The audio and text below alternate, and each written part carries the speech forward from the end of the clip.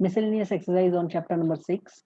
First one is using differentials find approximate value of each of the following. इसमें first है 17/81 और इनका 1/4 power है। तो फंक्शन हो जाएगा x का 1/4 पावर, जिस नंबर का 1/4 पावर फाइंड करना है वो है x0 प्लस डेल्टा x 17/81। अब fx है तो इनका f dash x 1/4, x raise to 1/4 minus 1 that is -3/4।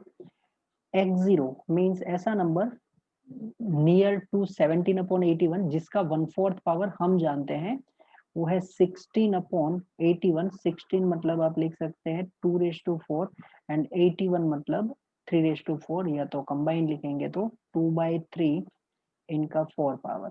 तो अगर x0 है 16/81 तो डेल्टा x हो जाएगा 1/81। Now formula for approximation is f of x0 plus delta x is equal to f of x0 plus delta x into f dash of x0।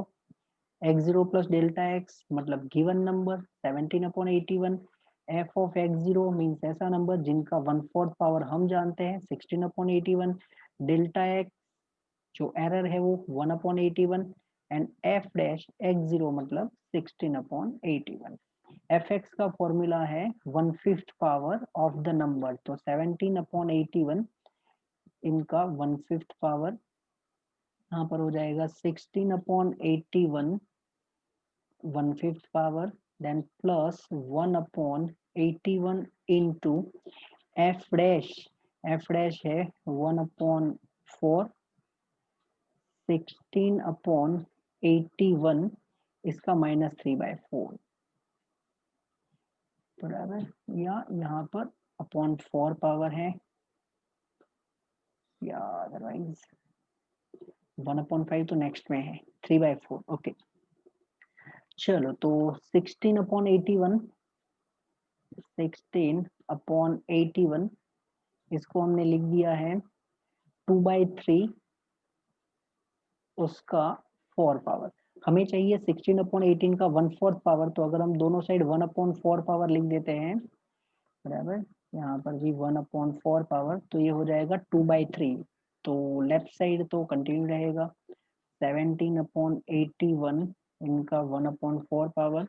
पहला term हो जाएगा 2/3 क्योंकि ये 4 कैंसिल, तो 2/3 का 1 पावर, देन प्लस 1/81 इंटू 1/4। अब हमें चाहिए 16/81 का -3/4 पावर, तो यहाँ पर लिख देते हैं -3/4। तो यहाँ पर ये हो जाएगा -3/4, 4 कैंसल आउट, तो 2/3 का -3 that is 1/2/3 raise to 3 power, जिसको लिख सकते हैं आप 3 का क्यूब 27 एंड 2 का क्यूब 8 बराबर, क्योंकि 2 क्यूब 8 एंड डिनोमिनेटर, तो यहाँ पर लिख देते हैं 27/8। Okay so this one is 3 2/3 plus 1/3 4 12 into 8 96, और फिर इनका आगे सिंप्लीफिकेशन होता है 65/96। आगे अगर आप और चाहते हैं तो कर सकते हैं। ओके अब आते हैं बी। तो यहाँ पर हमें दिया गया है 33, इसका -1/5 पावर है। ओके तो फंक्शन ये तो हो गया x इनका -1/5 पावर, जो नंबर है जिसका हमें -1/5 पावर फाइंड करना है वो है 33, that is x0 plus delta x। ये नंबर के नियर में ऐसा नंबर जिनका 1/5 पावर हम जानते हैं वो है 32, तो x0 32, ये हो जाएगा 2 का 5 पावर बराबर 2/5 and therefore delta x is 1। fx है तो f dash x -1/5 x raised to -1/5 -1, that is -6/5. Now formula for approximation is f of x0 plus delta x is equal to f of x0 plus delta x into f dash of x0. So f of 33 is equal to f of 32. Delta x is 1 into f dash x0 is 32. Left side में 33 इनका 1/5 power f of 32, तो 32 it is -1/5, again -1/5, right, because here minus is given, plus 1 into f dash मतलब -1/5 into 32 raised to -6/5. चलो तो 32 को तो हमने लिख दिया है 2 का 5 पावर। अब यहाँ पर इसका -1/5 पावर, तो अगर हम दोनों साइड -1/5 पावर करेंगे तो ये -1/5, 5 कैंसिल होके 2 का -1 बराबर 2, इसको पावर मिल जाएगा -1। अब दिस वन इज -1/5। अगर हम दोनों साइड -6/5 पावर लिखते हैं, यहाँ पर -6/5 करते तो ये -6/5, 5 कैंसिल होके 2 को पावर मिल जाता -6।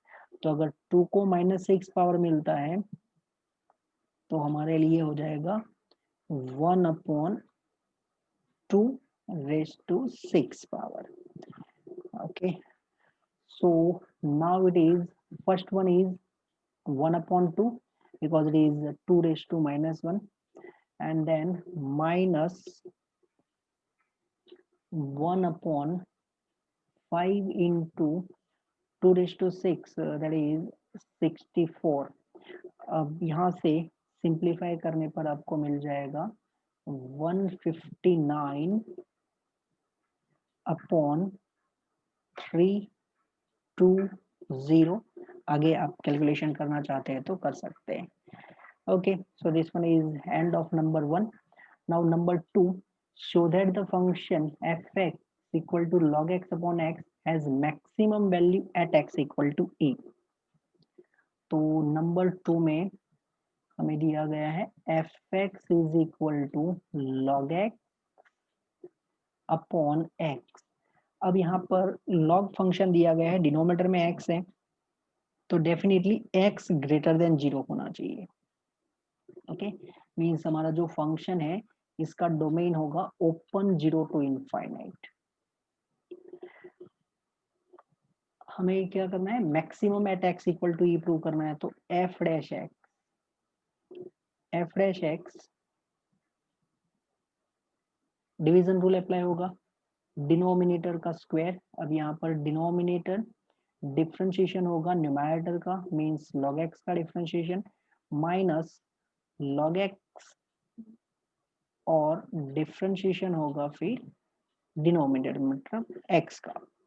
ओके, तो यहाँ पर हो गया x, log x का differentiation 1/x minus log x, differentiation of x is 1, यहाँ पर x कैंसल, तो numerator 1 minus log x and denominator is x square. Now for maximum minimum, f dash x equal to 0. f dash x equal to 0 means 1 minus log x equal to 0, क्योंकि denominator तो 0 हो नहीं सकता, तो numerator को ही 0 होना पड़ेगा। 1 minus log x equal to 0, 1 minus log x equal to 0 means log x equal to 1, और अगर log x equal to 1 है तो x is equal to e raised to 1, that is e। चलो, तो x का वैल्यू e है, ये हमारा क्रिटिकल पॉइंट है। अब हमें ये प्रूव कर देना है कि मैक्सिमम वैल्यू एट e है। यहाँ पर आप सेकंड ऑर्डर डेरिवेटिव टेस्ट या तो first order derivative test use कर सकते हैं, तो हम ट्राई करते हैं फर्स्ट ऑर्डर डेरिवेटिव टेस्ट, बराबर। और फर्स्ट ऑर्डर डेरिवेटिव टेस्ट के लिए जो इंटरवल है वो 0 to इनफाइनाइट है, तो देखो यहाँ पर है 0, ये है इनफाइनाइट, और हमें x इक्वल टू e मिला है। अगर हम बिटवीन 0 एंड ई बात करते हैं, 0 एक्स एंड ई। जो एफ डैश एक्स है वो 1 minus log x upon x square है। तो अगर हम लॉग अप्लाई करते हैं तो log x and log E, base यहाँ पर हमारा ई होगा, लॉग ई कितना होगा 1। तो लॉग एक्स एंड 1 ये दोनों में ग्रेटर कौन है, 1 ग्रेटर है।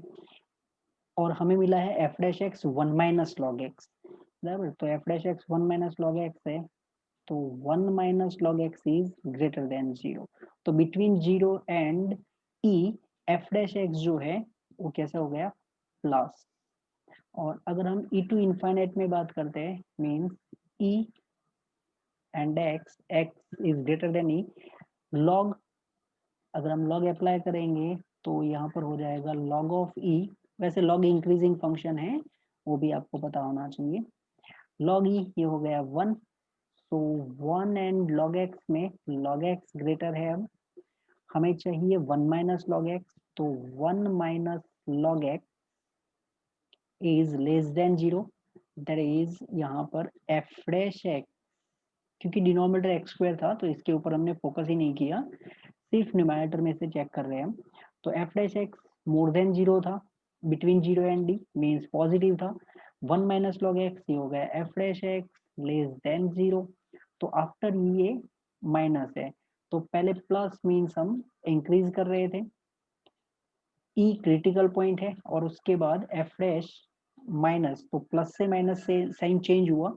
इसका मतलब ये लिख सकते हैं कि हम x इक्वल टू ई पे हमें मैक्सिमम मिलेगा, therefore at x equal to e local maximum, बराबर, लोकल मैक्सिमम। अब यहाँ पर आप कुछ आगे ऐसा बोल सकते हैं कि देखो x belongs to 0 to infinite open interval था, हमें एक ही क्रिटिकल पॉइंट मिला है, तो 0 टू इनफाइनाइट एक ही क्रिटिकल पॉइंट है, और वो पॉइंट पे हमें मैक्सिमम वैल्यू मिला है। तो अब आगे एक कोई पॉइंट तो हमें मिलने वाला है नहीं, तो फिर ई पर हमें मैक्सिमम ही मिलेगा, बराबर। कुछ आप ऐसे भी लिख सकते हैं कि f is differentiable and continuous on, जो इंटरवल था वो था open interval 0 to infinite, and it has only one critical point, only one critical point. यहाँ पर थोड़ा स्पेस कर लेते हैं, only one critical point, and therefore f has maximum value. जो हम पहले लोकल मैक्सिमम यूज कर रहे थे उसकी जगह पर अब maximum value at x equal to e, ऐसा लिख सकते हैं। ओके, अब है नेक्स्ट नंबर 3, और नंबर 3 में हमें दिया है the two equal sides of an isosceles triangle with fixed base b are decreasing at the rate 3 centimeter per second. How fast is the area decreasing when the two equal sides are equal to the base? Okay, तो सबसे पहले एक triangle बना देते हैं number 3 के लिए। This one is 1, this one is one isosceles triangle, बराबर। Two equal sides of isosceles triangle with fixed base, तो इसको नाम दे देते हैं ए बी एंड सी, जिसमें जो बेस है वो फिक्स्ड है b, this one is fixed, और जो साइड्स है इक्वल साइड्स है वो डिक्रीज कर रही है, तो equal sides let it is x, this one is also x, और ये डिक्रीज कर रही है at the rate that is dx by dt is given 3 centimeter per second, so it is minus 3 centimeter per second. How fast is the area decrease? Area decrease dA by dt when the two equal sides are equal to the base, when x equal to b, जो दो equal sides है उसकी length भी equal to B होता है, तब हमें ये फाइंड करना है। ओके, तो एरिया ऑफ ट्राइंगल के लिए हम यूज करते हैं हाफ बेस इनटू एल्टीट्यूड। तो एल्टीट्यूड चाहिए हमें, फॉर दैट फ्रॉम ए हमने एल्टीट्यूड ड्रॉ कर लिया। अब मैंने आइसोसेलेस ट्राइंगल ड्रॉ किया है जो बिल्कुल लग नहीं रहा है, ओके, बट आपको ऐसा समझना है कि ये आइसोसेलेस ट्राइंगल है।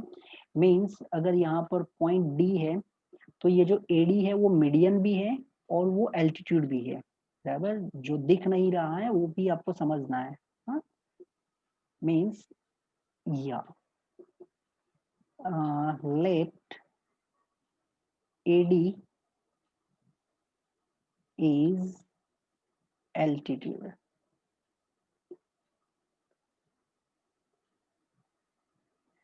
triangle ABC is isosceles and therefore AD is median। Okay, अब AD मीडियन है तो फिर BD equal to DC is equal to BC का जो लेंथ है उसका हाफ होगा, that is BC by 2, BC by 2, so we can write B upon 2। now in triangle ABD,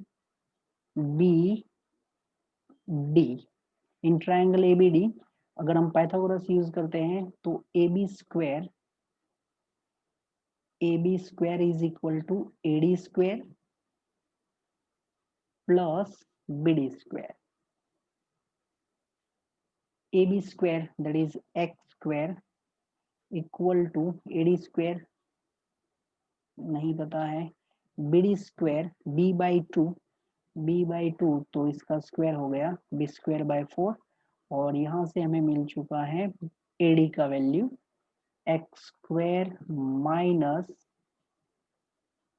b square upon 4, this one is AD square, so we can write AD is equal to under root x square minus b square upon 4। Okay, चलो अब यहाँ तक तो हो चुका है। अब area, तो एरिया का फॉर्मूला होगा 1/2 बेस मतलब BC, एल्टीट्यूड मतलब AD, तो 1/2 BC वो है हमारे लिए B, एंड AD हमने फाइंड कर लिया है x square minus b square upon 4 in square root। Now this one is in variable x because b is constant, so say it is f of x, या तो आप इसको area का a ही लिख दो। Now we differentiate with respect to time, बराबर। इससे पहले क्या इसको सिंप्लीफाई कर लेते हैं, चलो थोड़ा एक और स्टेप सिंप्लीफाई कर लेते हैं। b/2 into we can write this one as 4x square minus b square, 4 हमने एलसीएम लिया और ये हो गया 2, this one is A. Differentiate with respect to time dA by dt, b upon 2 and 2 that is b by 4, differentiation होगा square root का, तो square root का डिफरेंशिएशन होता है 1/2 root 4x square minus b square, फिर square root के अंदर जो टर्म है उसका डिफरेंशिएशन, तो 4x स्क्वायर का डिफरेंशिएशन होगा 8x, डिफरेंशिएशन हम विथ रिस्पेक्ट टू टाइम कर रहे हैं तो dx by dt।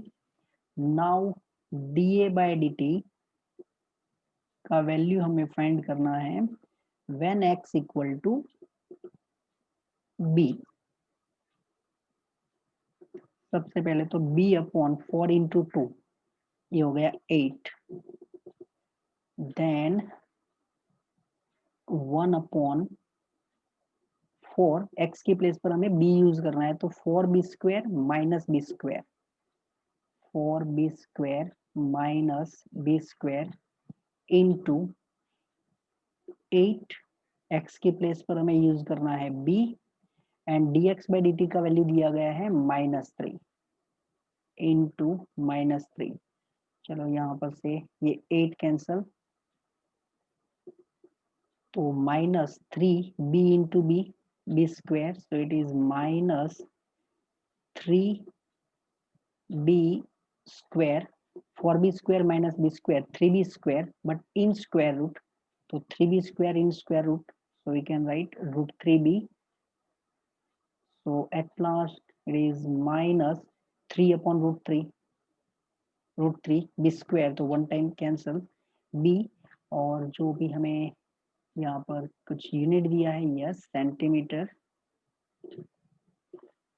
स्क्वायर पर सेकेंड, सेंटीमीटर स्क्वायर पर सेकेंड। तो आप लिख सकते हैं area decrease at the rate √3b centimeter square per second. This one is number 3. Now question number 4. Find the equation of normal to the curve x square equal to 4y which passes through the point 1, 2. अब ये जो question है वो exactly हमें दिया गया है example number 45 में, बराबर। ये एग्जाम्पल नंबर 45 है, तो इसकी जगह पर मैं थोड़ा चेंज कर देता हूँ। क्वेश्चन नंबर 4 में जो इक्वेशन ऑफ कर्व है वो कर देते हैं y² equal to 4x, okay, and जो पॉइंट है वो पॉइंट वही कंटिन्यू करते हैं 1, 2। तो अब ये जो पॉइंट है वो ऑन कर्व है, क्योंकि y की प्लेस पर अगर 2 यूज करेंगे तो 2 स्क्वायर 4, और यहाँ पर 4 इंटू 1, तो 1, 2 belongs to y² equal to 4x है। और अब हम इक्वेशन ऑफ नॉर्मली फाइंड कर लेते हैं, ओके।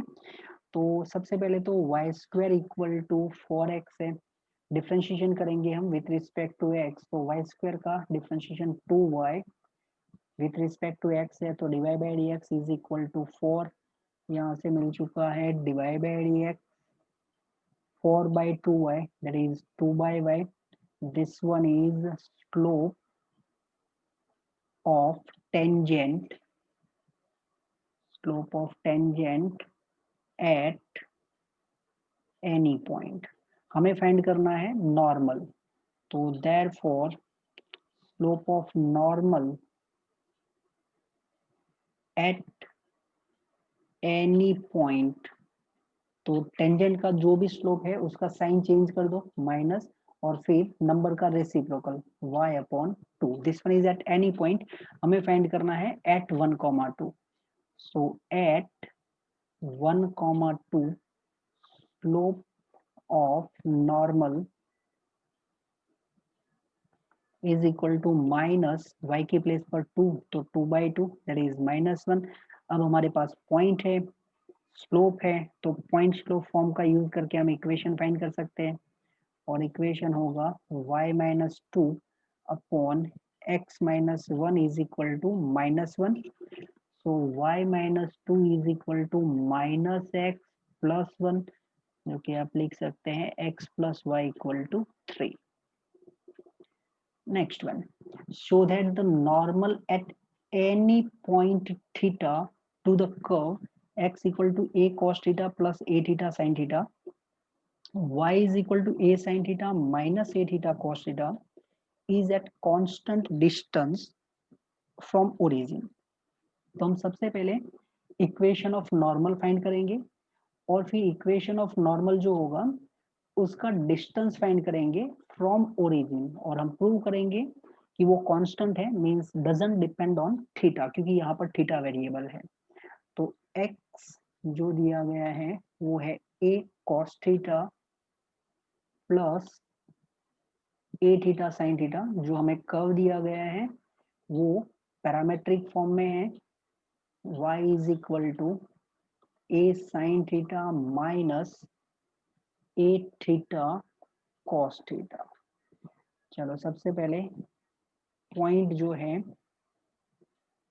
वो ही लिख देते हैं, पॉइंट होगा एक्स वाई, इसमें x का वैल्यू यहाँ पर ये जो ब्रैकेट है वो नॉर्मल लेते हैं, a cos theta plus a theta sin theta. This one is x coordinate of any point on the curve, and y coordinate is a sin theta minus a theta cos theta.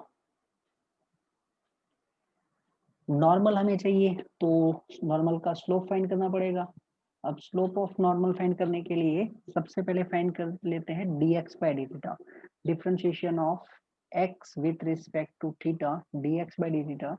तो a cos theta का differentiation होगा minus of sine theta, then plus a theta into sine theta, product rule use होगा, theta sine theta का differentiation होगा cos theta, then plus sine theta और फिर theta का differentiation होगा 1। अब यहाँ पर minus a sine theta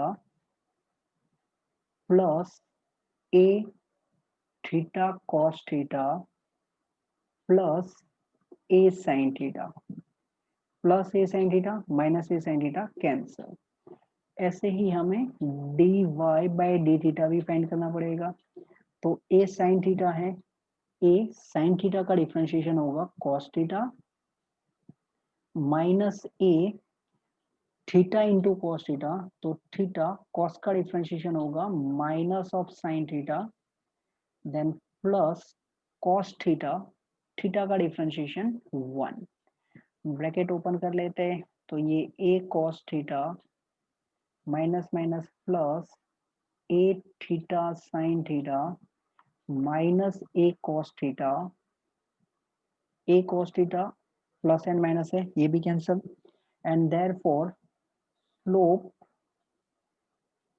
of tangent, slope of tangent dy upon dx, इसको लिख सकते हैं dy by d theta dx by d theta। ये हम पैरामेट्रिक फॉर्म चैप्टर नंबर 5 में कर चुके हैं। a theta sine theta, denominator में है a theta cos theta dx by d theta, a theta cancel out हो जाएगा, sine theta upon cos theta होगा, remaining sine theta upon cos theta. अब यहाँ पर डेफिनेटली थीटा का जो वैल्यू है वो 0 नहीं होना चाहिए। सेकेंड थिंग, थीटा का वैल्यू पाई बाई 2 भी नहीं होना चाहिए। ओके ये दोनों वैल्यू नहीं होने चाहिए, theta not equal to 0 and not equal to pi by 2। This one is slope of tangent, हमें नॉर्मल चाहिए बराबर, तो यहाँ से मिल जाएगा स्लोप ऑफ नॉर्मल। जो भी आपका टेंजेंट का स्लोप है सबसे पहले तो उसका साइन चेंज कर दो, तो यहाँ पर प्लस है तो हमने कर दिया माइनस, साइन अपॉन कॉस है तो इसका रेसिप्रोकल कर दो, cos upon sine. Now this one is our point and this one is our slope. So equation of normal, it is y minus a sin, y minus a sin minus minus plus, बराबर थोड़ा सा formula जो है वो directly use कर रहा हूं मैं, y minus this one y minus y1, a theta cos theta, denominator में x minus x1, so x minus a cos theta minus a theta sine theta is equal to, यहाँ पर हो गया minus cos theta upon sine theta. Cross multiplication कर लेते हैं, y into sine theta minus a sine into sine, sine square theta plus a theta cos theta sine theta, ये हो गया लेफ्ट साइड। राइट साइड में equal to x into minus cos, तो minus x cos theta, then minus minus plus a cos theta into cos theta, that is cos square theta, minus minus plus a theta cos theta sin theta, या तो sin theta cos theta।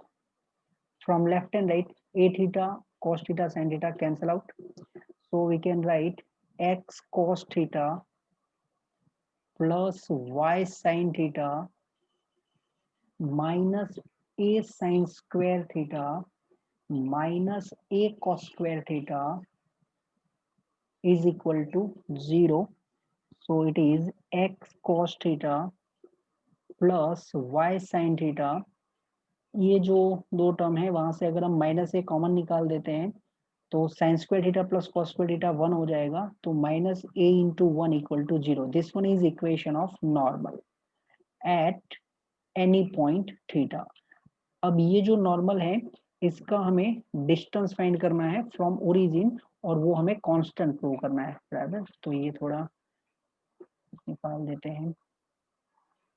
Distance of a line from point वो हम 11 science में कर चुके हैं।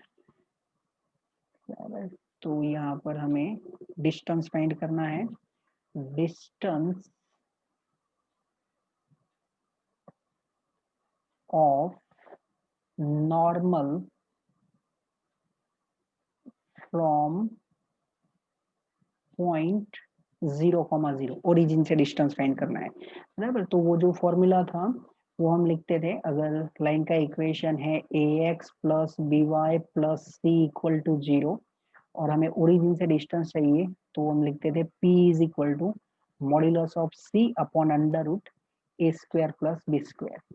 तो यहाँ पर मॉड्यूलस कांस्टेंट क्या है minus of a upon under root x का कोएफिशिएंट है हमारे पास cos थीटा, तो ये हो गया cos स्क्वायर थीटा। y का कोएफिशिएंट sin है तो इनका square sin square theta. Numerator में हो जाएगा मॉड्यूलस ऑफ a, माइनस को हमने रिमूव कर दिया बराबर, मॉड्यूलस है तो cos square theta plus sin square theta ये है 1। यहाँ पर इसको मॉड्यूलस ऑफ a ही रखेंगे हम and this one is constant, क्योंकि हमें ऐसा नहीं बोला गया है कि a ग्रेटर देन 0 है या लेस देन 0 है। तो डेफिनेटली हमें मॉड्यूलस एज इट इज रखना चाहिए बिकॉज इट इज डिस्टेंस। तो ये हमारे लिए प्रूव करना था कि distance of a normal from origin is constant, that is doesn't depend on theta. तो ये a है, that's why it is constant. Now next one number 6, और नंबर 6 में है find the intervals in which the function f given by fx equal to 4 sin x minus 2x minus x cos x upon 2 plus cos x is increasing या तो decreasing. Okay, तो number 6 के लिए fx is equal to 4 sin x minus 2x minus x cos x, denominator में है 2 plus cos x। थोड़ा इसको simplify कर लेते हैं बराबर, क्योंकि कुछ सिंप्लीफिकेशन पॉसिबल है यहाँ पर। 4 sin x, ये जो रिमेनिंग दो टर्म है न्यूमरेटर उसमें से हम कॉमन निकाल देते हैं माइनस एक्स। अगर माइनस एक्स कॉमन निकालेंगे तो remaining is 2 plus cos x and than denominator separately 2 plus cos x। कम से कम ये हमें डिफरेंशिएशन थोड़ा सिंपल करके देगा। 2 प्लस cos x यहाँ पर cancel out, this one is f of x। अब इंक्रीजिंग मीन्स हमें ऐसा इंटरवल चाहते हैं जहां पर f dash x greater than 0 है, एंड डिक्रीजिंग मीन्स हमें ऐसा इंटरवल चाहिए जहां पर f dash x less than 0 है। अब यहाँ पर जो फंक्शन दिया गया है इसमें x है, sin x है एंड cos x है, तो यहाँ पर हमारा जो डोमेन होगा x बिलोंग्स टू r होगा, minus infinite to plus infinite, क्योंकि यहाँ पर डिनोमिनेटर कभी 0 नहीं होगा। So now f dash x, यहाँ पर डिवीजन रूल अप्लाई होगा, 2 plus cos x whole square, denominator 2 plus cos x, differentiation numerator का होगा 4 sin x का differentiation 4 cos x, then minus, अब numerator 4 sin x, differentiation denominator का होगा तो 2 का डेरिवेटिव 0 हो गया, cos x का डिफरेंशिएशन हो गया minus sin x and minus ये जो x है इनका डिफरेंशिएशन 1 है।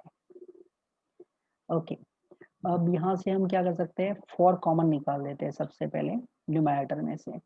तो 4 कॉमन निकालने पर 2 इंटू कॉस एक्स बराबर ये, वेट, यहाँ से ये 4 और यहाँ से भी ये 4 हम कॉमन निकाल चुके हैं। So it is 2 into cos x, 2 cos x, फिर cos x into cos x that is cos square x,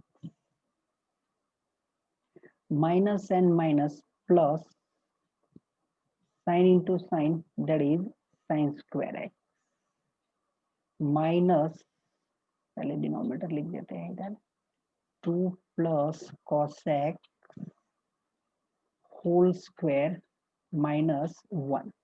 Okay, now cos square x plus sin square x is 1. So it is 4 to the 8 cos x plus 4 minus LCM लेते हैं अब बराबर, वो हमने जो differentiation करने के लिए डिनोमिनेटर सेपरेटली कर दिया था, अब वापस हम एलसीएम लेके कंबाइन कर रहे हैं, 2 plus cos x whole square. चलो अब इसको सिंप्लीफाई करते हैं। So it is 8 cos x plus 4 minus 4 minus 4 cos x minus cos square x. हमने ये जो 2 plus cos x whole square है इसको एक्सपांड कर दिया, और माइनस साइन था तो minus four cos x and minus cos square x, plus 4 minus 4 cancel out, denominator में है 2 plus cos x whole square, numerator में 8 cos x minus 4 cos x that is 4 cos x minus cos square x 2 plus cos x whole square. cos x को common निकाल दो numerator में से, तो in first it is 4 minus cos x numerator में and denominator में 2 plus cos x whole square. अब यहाँ पर सिर्फ एक टर्म ऐसा है जो प्लस माइनस हो सकता है, बाकी ये जो 4 माइनस कॉस एक्स है ये कंफर्म पॉजिटिव है, 2 plus cos x whole square ये भी पॉजिटिव है। क्यों? बिकॉज देखो कॉस एक्स का जो रेंज है वो होता है -1 to 1, क्लोज इंटरवल -1 to 1। अगर हम माइनस से मल्टीप्लाई करेंगे तो भी ये -1 to 1 ही रहेगा। अगर आप 4 ऐड कर लेते हैं तो 4 माइनस 1, यहाँ पर अगर मैं 4 ऐड करता हूँ तो 4 माइनस 1 ये हो गया 3, मिडल में होगा 4 minus cos x and 4 plus 1 that is 5। तो 4 माइनस कॉस एक्स ये तो कंफर्म पॉजिटिव टर्म है, डिनोमिनेटर में स्क्वायर है तो ये भी कंफर्म पॉजिटिव है। इसका मतलब जो हमारा एफ डैश एक्स है उसका जो साइन है मतलब पॉजिटिव या नेगेटिव वो डिपेंड करेगा कॉस एक्स के ऊपर। अगर कॉस एक्स पॉजिटिव तो एफ डैश एक्स पॉजिटिव, अगर cos x नेगेटिव तो f dash x negative. Okay, तो इसके लिए थोड़ा यहाँ पर जगह बना लेते हैं लिखने के लिए, और x बिलोंग्स टू r है वो ध्यान रखना है हमें बराबर। तो इन जनरल हमें आंसर देना पड़ेगा। ओके, इतना काफी है।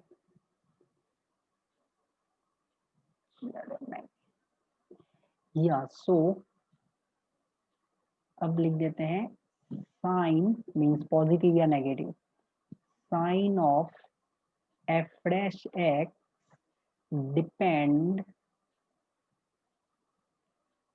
On cos x। Unit circle बना लेते हैं पहले। यहाँ पर जो एंगल होता है वो इन जनरल हम लिखते हैं 2k पाई, यहाँ पर जो होगा वो होगा 4k plus 1 pi by 2। Okay, first quadrant में cos पॉजिटिव होता है, देन यहाँ पर 2k प्लस 1 पाई, सेकेंड क्वाड्रेंट में cos नेगेटिव, यहाँ पर cos पॉजिटिव है, इधर cos नेगेटिव, यहाँ पर लिख सकते हैं 4k प्लस 3 पाई बाई 2 वापस यहाँ पर कॉस नेगेटिव, एंड लास्ट में फोर्थ क्वाड्रेंट में कॉस जो होता है वो पॉजिटिव होता है। अब हमें ये ढूंढना था कि ऐसा कौन सा पार्ट है जिसमें कॉस पॉजिटिव है और ऐसा कौन सा पार्ट है जिसमें कॉस नेगेटिव है। तो ये प्लस माइनस तो हमने लिख दिया। ओके, एक और चीज यहाँ पर लिख देता हूँ मैं, 4k+1 π/2, फिर हमने 4k+3 लिखा। ओके, और यहाँ पर इसको लिख देते हैं 4k+5 π/2। ओके, ऐसा क्यों लिखा है वो,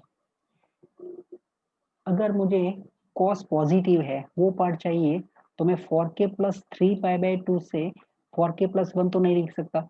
इसका मतलब मैं क्या लिखूंगा, 4k+3 से लेके 4k+5, क्योंकि यहाँ पर cos 0 होगा और यहाँ पर भी cos 0 होगा। बाकी ये जो पार्ट है फोर्थ एंड फर्स्ट दोनों में cos पॉजिटिव हो जाएगा, तो उसको 4k+3 π/2 से 4k+5 पी/2 लिख सकते हैं। देखो, अगर आप k की वैल्यू 0 यूज करेंगे तो ये 3 π/2 से 5 π/2 चला जाएगा। अगर आपने k का वैल्यू -1 यूज किया तो -4+3 ये हो जाएगा -5/2, और यहाँ पर हो जाएगा k का वैल्यू हमने -1 यूज किया तो -4+5 दैट इज 5/2। तो देखो -5/2 से 5/2 हो जाएगा, तो ये हमारा काम हो जाएगा। ओके, तो अब हम लिख देते हैं इन 4k+3 π/2 टू 4k+5, आप एक एक क्वाड्रेंट भी लिख सकते हैं, बराबर। मैंने एक साथ दो क्वाड्रेंट लिखे हैं, 4k+3 π/2 to 4k+5 π/2। cos x is greater than 0, cos x is greater than 0 means f dash x greater than 0, because हमने लिखा है depend on cos x, तो f dash x greater than 0 and therefore f is increasing function। Okay, चलो अब remaining means 4k+1, अब 4k+5 से 4k+3 नहीं लिख सकते हैं, 4k+1 से 4k+3 तक आते हैं। तो इन 4k+1 π/2 to 4k+3 π/2 means second and third quadrant, cos x is less than 0, cos x less than 0 means f dash x less than 0, f dash x less than 0 it means f is decreasing। आप एक एक quadrant भी लिख सकते हैं, means 2k π से 4k+1 π/2, then 4k+1 π/2 से 2k+1 π, 2k+1 π to 4k+3 and 4k+3 π/2 to 2k π। एक एक क्वाड्रेंट करके भी आप आंसर दे सकते हैं। मैंने एक साथ दोनों क्वाड्रेंट लिख दिए हैं। Okay, now number 7, find the intervals in which the function f given by fx equal to x cube plus 1 upon x cube x not equal to 0 is increasing या तो फिर डिक्रीजिंग। तो अब हमारे पास जो नंबर 7 है, ओके, इसमें function है f x equal to x cube plus 1 upon x cube where x is not 0। Increasing या डिक्रीजिंग डिसाइड करने के लिए सबसे पहले तो एफ डैश एक्स, तो f dash x x cube का differentiation 3x², 1 upon x cube, इनका डिफ्रेंशिएशन हो जाएगा -3 अपॉन x⁴, 3 कॉमन निकालेंगे हम और फिर x⁴ एलसीएम ले लेते हैं, तो 4 + 2 that is x⁶ - 1। Okay, so it is 3 x⁶ - 1, इनके वो फैक्टराइज कर देते हैं, x² - 1 x⁴ plus x² plus 1, यहाँ पर हमने फॉर्मूला यूज किया है a cube minus b cube, बराबर। It is a minus b a² plus ab plus b², क्योंकि आप x⁶ है तो x² का क्यूब लिख सकते हैं, and 1 that is 1 cube. Denominator x raise to 4, 3 x square minus 1 इनके फैक्टर हो जाएंगे, x minus 1 x plus 1 x raise to 4 plus x square plus 1 upon x raise to 4। अब इसमें से 3 x raise to 4 plus x square plus 1, क्योंकि x का even power है 4, यहाँ पर भी x का इवन पावर प्लस 1, डिनोमिनेटर में x raise to 4, again x का इवन पावर है, x 0 तो है ही नहीं यहाँ पर, तो ये ऑलवेज ग्रेटर देन 0 होगा। अगर ये ऑलवेज ग्रेटर देन 0 है तो जो हमारा f डैश x का साइन है वो डिपेंड करेगा x minus 1 and x plus 1 के ऊपर। ओके, तो बाकी के टर्म हम निकाल देते हैं और उसकी जगह पर लिख देते हैं ऐसे ही कुछ a, बराबर, ये जो टर्म है ना उसको हमने a बोल दिया, a into x minus 1 into x plus 1, थोड़ा ब्रीड था वो कम कर दिया। ओके, अब फिर हम रियल लाइन पे चले जाते थे और प्लस माइनस से डिसाइड कर लेते थे, तो x माइनस 1 एक्स प्लस 1 यहाँ पर हो गया माइनस 1, ये हो जाएगा 1, अगर हम 0 सिलेक्ट करते हैं तो हमें मिल जाएगा यहाँ पर माइनस, यहाँ पर होगा प्लस, फिर यहाँ पर वापस प्लस। अब ये जो इंटरवल है उसके हिसाब से हम लिख देते हैं। ओके, तो in minus infinite to minus 1, table कैसे बनाते हैं वो मैंने आपको ऑलरेडी पहले ही बता चुका हूँ, तो इस बार मैं डायरेक्टली लिख रहा हूँ, in minus infinite to minus 1